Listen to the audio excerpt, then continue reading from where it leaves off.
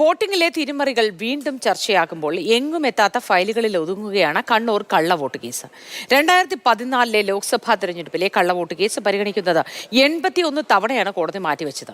CPM സ്ഥാനാർത്ഥി PK ശ്രീമതിക്ക് അനുകൂലമായി എരുവേശിയിലെ 109-ാം ബൂത്തിൽ കള്ളവോട്ട് ചെയ്തു എന്നായിരുന്നു കോൺഗ്രസിന്റെ പരാതി. 2014 ലോക്സഭാ തെരഞ്ഞെടുപ്പ് കണ്ണൂരിൽ മത്സരിക്കുന്നത് PK ശ്രീമതിയും K സുധാകരനും. PK ശ്രീമതി 6000-ലേറെ വോട്ടിന്റെ ഭൂരിപക്ഷത്തിൽ വിജയിക്കുന്നു. ഈ തെരഞ്ഞെടുപ്പിൽ ഏരുവേശിയിലെ 109-ാം നമ്പർ ബൂത്തിൽ PK ശ്രീമതിക്ക് അനുകൂലമായി കള്ളവോട്ട് ചെയ്തെന്നാണ് കേസ്.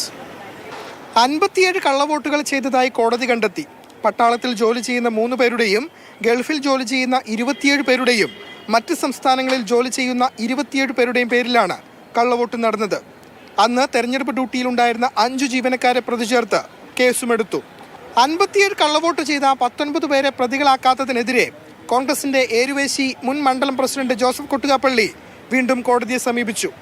വോട്ടർമാരായ 57 പേരെ സാക്ഷികളായും കള്ളവോട്ട് ചെയ്ത 19 പേരെ പ്രതികളാക്കിയും പേര് ചേർത്ത് റിപ്പോർട്ട് നൽകാൻ കുടിയാമല പോലീസിനോട് കോടതി നിർദ്ദേശിക്കുകയും ചെയ്തു.